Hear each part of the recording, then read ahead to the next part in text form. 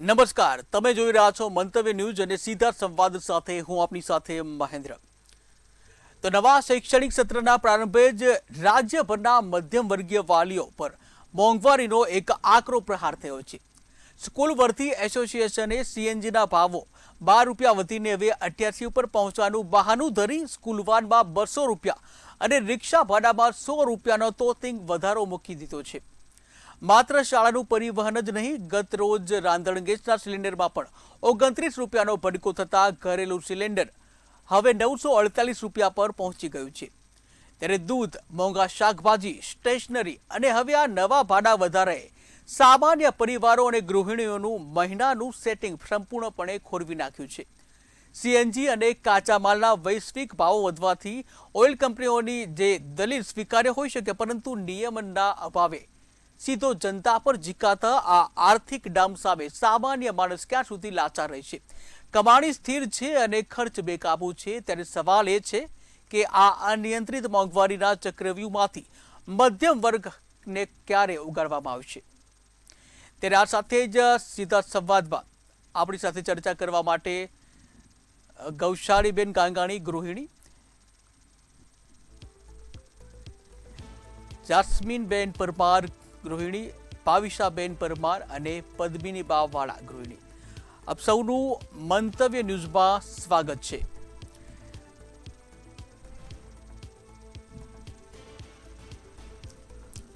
ત્યારે સૌથી પહેલા ગૌશાળીબેન આપને પૂછવા માંગીશ કે જે રીતે વારનું ભાડું ₹200 અને રિક્ષાનું ભાડું ₹100 વધી ગયું છે, ત્યારે આ વાલીઓ આ બોજ ક્યાં સુધી સહન કરશે? ક્યાં સુધી સહીશું આનો કોઈ અંત જ નથી. કેમ કે શરૂઆત થઈ ચૂકી છે.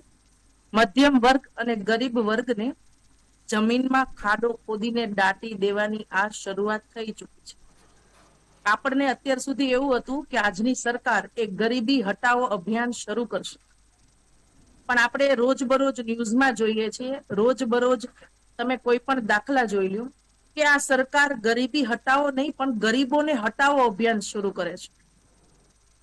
તમે કોઈ પણ ન્યૂઝ ચેનલમાં જો, આજે સોશિયલ મીડિયાનો જમાનો છે, તમે કોઈ પણ ચેનલ ખોલીને જુઓ તો જ્યાં ને ત્યાં ગરીબોના મકાનોનું ડેમોનેશન થાય છે. અત્યારે હાલ 150 થી વધુ મકાનો પાડી દીધા છે સુરતમાં ગરીબોના.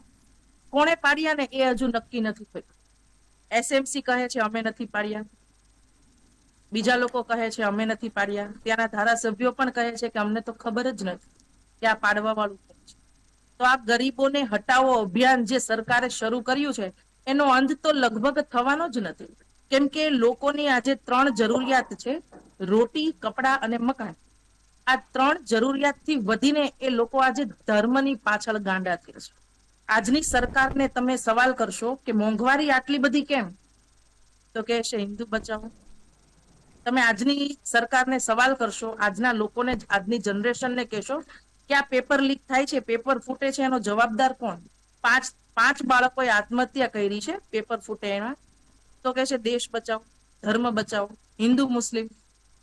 આ લોકોને ધર્મ સાથે અને ગરીબી સાથે કઈ લેવા દેવા નથી, પણ ધર્મના નામે દેશના વિભાજન કરીને લોકો વચ્ચે બધવીને, લૂંટવીને, એકાબીજા પર પ્રત્યારોપ નાખીને દેશનો માહોલ બગાડવો છે. અને એની વચ્ચે ઉભરીને પોતાની સત્તા બહાર કેમ આવે અને પોતે કેવી રીતે ઇઝીલી જીતી જાય, બસ જી એની સિવાય એ લોકોને કઈ પડી નથી. જો બિલકુલ. તમે શ્રીમંત વર્ગ છો, તમે પૈસા વાળા છો, તો તમે કોડીઓના ભાવે જમીનો પર કબજા કરી શકો છો. જી તમે ₹1ના ભાવે 100 એકર જમીન પણ તમે 100 વર્ષ માટે લઈ શકો છો, પણ તમારે બિઝનેસમેન અથવા તો શ્રીમંત વર્ગ હોવું જોઈએ. પણ જો તમે મધ્યમ વર્ગ અને સામાન્ય વર્ગ અને ગરીબ વર્ગ છો, તો તમે 2 ઈંટ મૂકીને પણ તમારા બાળકોને છત મળે ને એ વસ્તુ તમે કરી નહીં શકો, બિલકુલ બિલકુલ. કારણ કે તમે ગરીબ છો. જો તમે નાનકડું ઝૂંપડું આ ભારત દેશના કોઈ પણ બિન ખેતી લાયક જમીનમાં પણ તમે નાની ઝૂંપડી બાંધીને તમે તમારા બાળ બચ્ચા ઉછેરો છો ને, કાળી મજૂરી કરી, તો સરકાર તમારી ઉપર સરકારી જમીન કબજે કરી છે એના કેસ દાખલ કરીને તમને અંદર તો કરી દેશે, પણ તમારા બાળ બચ્ચા સહિત ઉખાડીને તમને ક્યાંય ફેંકી દેશે. બિલકુલ બિલકુલ. તો શું આપણો આ જી જમીન પર, આ જી દેશ પર કોઈ હક નથી?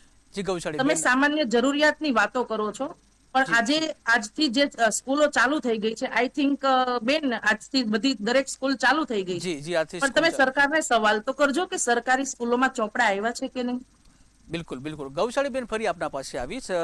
આપણે હું છે આપણે હવે જાસ્મીનબેન આપણે હું પૂછવા માંગીશ કે ગેસ સિલિન્ડરનો ભાવ જે છે હવે 948 રૂપિયા થઈ ગયો છે, ત્યારે રસોડું ચલાવવું કેટલું મુશ્કેલ બન્યું છે. ગેસ સિલિન્ડરનો ભાવ વધતા હવે મોંઘવારીએ ઘણી માચા મૂકી છે. તેવી રીતે દરેક વસ્તુમાં ચીજ વસ્તુમાં ભાવ વધ્યો. હવે ગેસ સિલિન્ડરમાં બી ભાવ વધશે એટલે ઘરનું બજેટ ખોરવાઈ જશે અને દરેક વસ્તુમાં ભાવ વધતા ગેસનો સિલિન્ડરનો ભાવ બી વધી ગયો. એવી રીતે ધીરે ધીરે ભાવ વધતા વધતા જે 10,000માં ઘર ચાલતું હતું 20,000માં ચાલવા લાગ્યું. હવે 20 નું 25 થશે. એવી રીતે ઘર ચાલવામાં ખૂબ તકલીફ પડશે. બિલકુલ ભાવિશાબેન આપને હું પૂછવા માંગીશ કે જે રીતે મોંઘવારીના કારણે જે ગૃહિણીઓની જે પરંપરાગત જે બચત હતી એ બચત હવે તોડવી પડી એવી છે, મોંઘવારી એટલી વધી રહી છે, શું કહીશું આપ? અત્યારે બચતની તો આપણે વાત જ નહીં કરી શકીએ, કેમ કે જે રીતે મોંઘવારી વધી રહી છે, જે રીતે અત્યારે આપણે જોયા છે કે ગેસના ભાવ વધ્યા છે, ગેસનો ભાવ, એલપીજી નો ભાવ સાથે ઓઇલ, જે ફ્યુઅલના ભાવ વધ્યા છે, તો ફ્યુઅલના લીધે ટ્રાન્સપોર્ટમાં ઇમ્પેક્ટ આવશે. ટ્રાન્સપોર્ટમાં ઇમ્પેક્ટ આવશે તો રોજીની જે વસ્તુઓ છે, દૂધ લઈ લો, શાકભાજી લઈ લો, એ બધાના ભાવ વધવાના છે. અને એના ભાવ વધશે તો ગૃહિણી બચત તો બહુ દૂરની વાત, ઘર એનું જે મેનેજમેન્ટ છે, એનું જે એક્સપેન્સ છે એ બેલેન્સ કરીને મેનેજમેન્ટ બી કરી શકે તો બહુ મોટી વાત કહેવામાં આવે. અત્યારે તમે ગવર્મેન્ટનો રોલ શું છે? તો ગવર્મેન્ટનો રોલ એ છે કે જે રીતે આ પ્રાઇઝીસ ક્રૂડના વધ્યા, ક્રૂડના પ્રાઇઝીસ વધ્યા, ડોલરના પ્રાઇઝીસ વધ્યા, એટલે એની ઇમ્પેક્ટ સીધી તમારા પેટ્રોલ પર આવે છે. તો અત્યારે ગવર્મેન્ટે પ્રમોટ કરવી જોઈએ ઈવી કાર્સ, એમણે પ્રમોટ કરવું જોઈએ કે જેટલું બને એટલું શેરિંગ કરીને તમે કારનો યુઝ કરો, પબ્લિક ટ્રાન્સપોર્ટનો યુઝ કરો, જેથી કરીને જે બી જથ્થો છે એમાં આપણને હજુ થોડો સમય વધારે ચાલી શકે, મળી શકે. સાથે સાથે ગવર્મેન્ટનો એ બી રોલ આવે છે કે એમને ફ્યુઅલ પર જે બી ટેક્સ છે એ ટેક્સ ઓછો કરવો જોઈએ, જેથી કરીને જે બી અત્યારે મીડિયમ વર્ગ છે કે પુઅર વર્ગ છે, એ લોકોને જે માર પડી રહ્યો છે ક્યાંક તો એમને ત્યાં રાહત મળે, જેથી કરીને એ લોકો એમનો સંસાર, આજે જે રીતે સ્કૂલ ચાલુ થઈ છે, તો જ્યારે નવું સત્ર શાળાનું ચાલુ થયું હોય તો એ સમયે તો બાળકોની ફીસથી લઈને, બાળકોના યુનિફોર્મથી લઈને, બાળકોના ટ્રાન્સપોર્ટથી લઈને ઘણા બધા ખર્ચા આવીને ઉભા છે પેરેન્ટ્સ પર. બિલકુલ તો એ સમયે જ્યારે આટલો બધો માર એક ઘરેલું લેડીઝને એનો જે બેઝિક વસ્તુ છે ગેસ, એલપીજી, એમાં બી જો વધારો આવ્યો છે તો એની માટે તો અત્યારે સર્વાઈવ કરવું બહુ ડિફિકલ્ટ છે ભાઈ. બિલકુલ બિલકુલ સર્વાઈવ કરવું મુશ્કેલ છે, બચતની તો વાત જ ક્યાં પૂછવી. પદ્મિની બા આપને હું પૂછવા માંગીશ, આપ એક આગેવાન પણ છો, જે રીતે ગૃહિણીઓ લાચાર બની ગઈ છે અને જેમાં એક બેન તો જે ઇમોશનલ થઈને જે કહેતા હતા કે છોકરાઓને ખવડાવું છું, ત્યારે આ પરિસ્થિતિ છે, આ પરિસ્થિતિનો જે કોણ જવાબદાર છે, આનો જવાબ કોણ આપશે? પદ્મિની બા. જી, જવાબદાર બિલકુલ સરકાર છે કે આજે આપ જોઈ રહ્યા છો કે ગેસ સિલિન્ડરના ભાવ ક્યાં સુધી પહોંચી ગયા છે.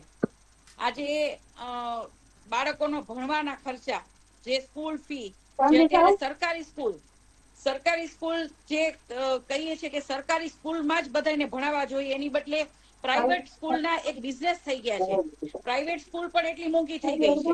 તો આજે એક ગૃહિણી માટે એટલું બધું ઘર ચલાવવું અઘરું થઈ ગયું છે કે આપને ખ્યાલ હશે કે મોસ્ટ ઓફ ઠીક છે મિસ્ટર તો કમાઈને આપી દે છે, પણ ગૃહિણીને કેટલામાંથી કેટલું પૂરું કરવું, તો દિવસે દિવસે મોંઘવારી વધતી જાય છે અને ખર્ચા વધતા જાય છે.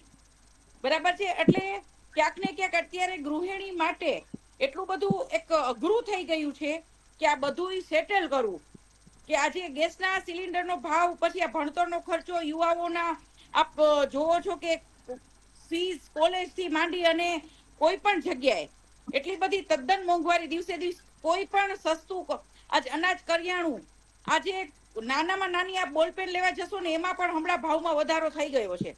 તો દિવસે દિવસે પેટ્રોલ, ડીઝલ, કોઈ એવી વસ્તુ નથી કે કોઈ આપણે એવું વિચારી શકીએ કે સસ્તી વસ્તુ છે. અને આવકની નામે જોવા જઈએ તો આજે યુવા વર્ગ જ્યારે એને જોબ એવી મળતી નથી. આજે યુવા પણ લાચાર છે. આજે યુવા પણ સ્ટડી કરેલા હોય છે, છતાં પણ એ લોકોને પણ ક્યાંય જોબ એના લાયક ક્યાંય મળતી નથી, કે કોઈ એવું પગાર ધોરણ ઊંચું નથી મળતું.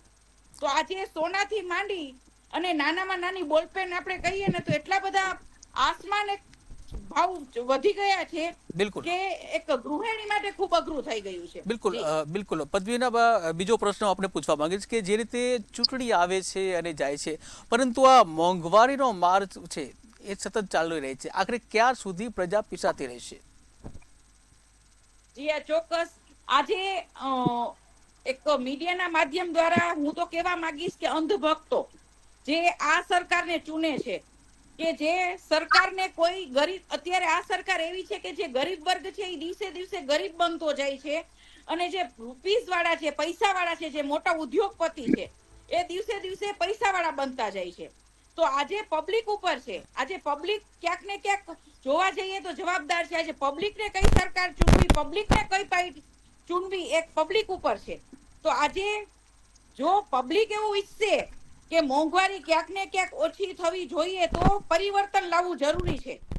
આજે ટાઈમ પ્રમાણે પરિવર્તન નહીં આવે તો આ દિવસે દિવસે આમાં કોઈ કઈ કરી નહીં શકે, અને આવનારો ટાઈમ ખૂબ જ ગૃહિણી માટે અને ખાસ કરીને યુવા વર્ગ માટે ખૂબ જ ખરાબ ટાઈમ આવશે.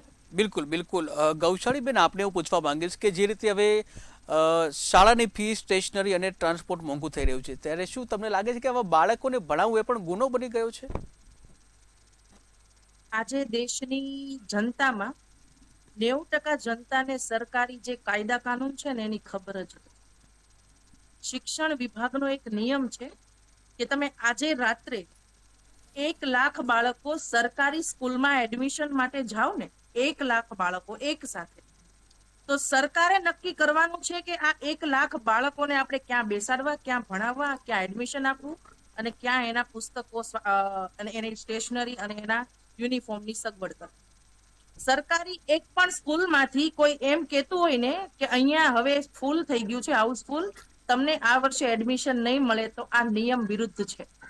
આજનો નિયમ એવું કહે છે તમે ગમે એટલી સંખ્યામાં બાળકો સરકારી સ્કૂલમાં એડમિશન માટે જાય તો એ સરકારનો પ્રશ્ન છે કે એને ક્યાં બેસાડવું.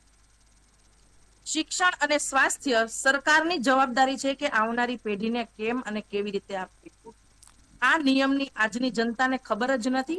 અને સ્કૂલ ખુલ્લે ને એના મહિના અગાઉથી તમે જુઓ છો, સારી સરકારી સ્કૂલ હોય એની બહાર લાઈનો લાગેલી હોય.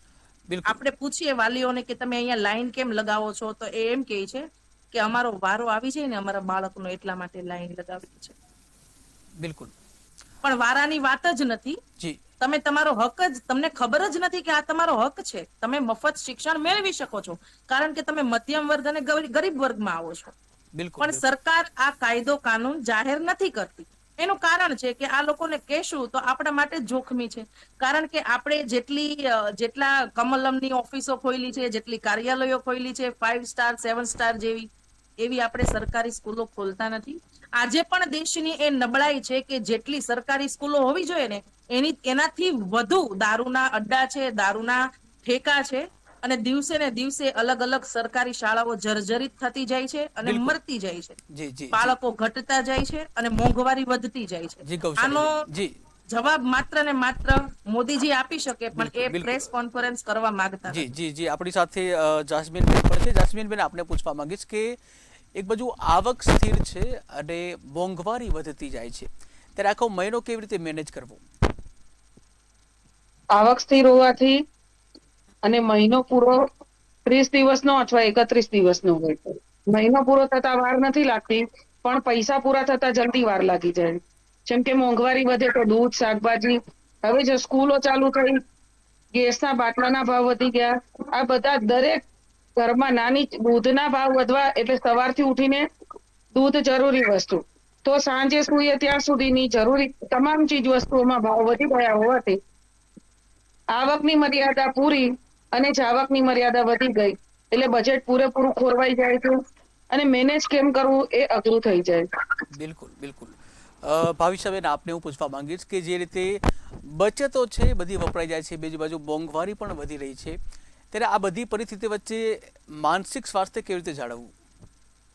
બટ ઓલવેઝ આજે તમારી બેઝિક નીડ્સ પૂરી ના થતી હોય, એક માં કઈ રીતે પોતાના દીકરાને કહેશે કે હું આજે તારા માટે જમવાનું નહીં બનાવી શકું, કે હું તને જમવાનું નહીં આપી શકું?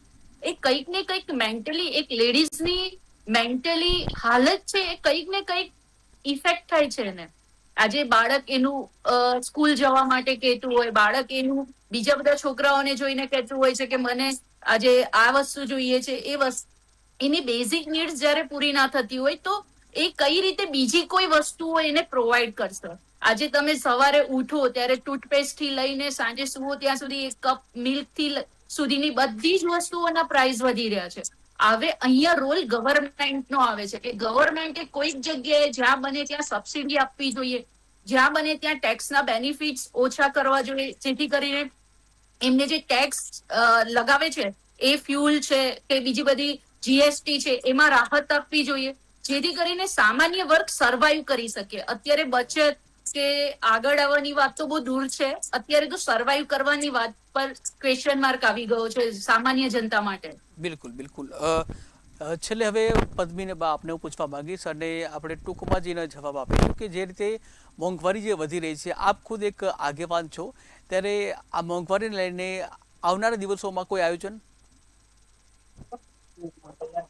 ચોક્કસપણે મીડિયાના માધ્યમ દ્વારા મોદીજીને કહેવા માંગીશ કે જે આપના ખર્ચા છે ને, તો એક ત્યાંથી ઓછું કરો કે દિવસના 5 વખત આપ કપડાં ચેન્જ કરો છો, આપ આઉટ ઓફ જાઓ છો, બરાબર, અને લોકોને આપ સલાહ આપો છો, પબ્લિકને સલાહ આપો છો કે ભાઈ સોનું ન ખરીદતા, પેટ્રોલ ડીઝલ ઓછું વાપરજો.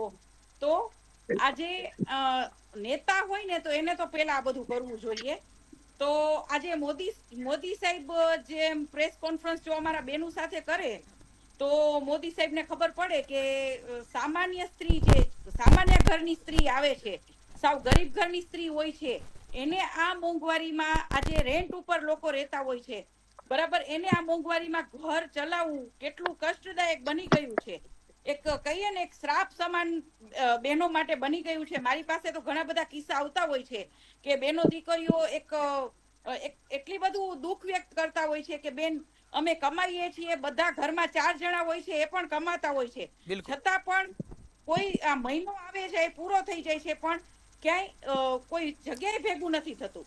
તો મોદી સાહેબ થોડાક એના ખર્ચા ઓછા કરી નાખે અને જે અમુક ધારાસભ્યો બધા પોતપોતાના ખર્ચા નેતાથી જ શરૂઆત થવી જોઈએ. બિલકુલ કે ખર્ચા ઓછા થશે તો ઘણું બધું પરિણામ સારું આવશે. બિલકુલ બિલકુલ. બિલકુલ સમયનો અભાવ છે. ક્યાંક તો ગૌશાળીબેન, જાસ્મીનીબેન, ભાવિશાબેન અને પદ્મીને બાદ આપ આવ્યા અને પોતાના વિચાર રાખ્યા. આપ ચારેનો આભાર.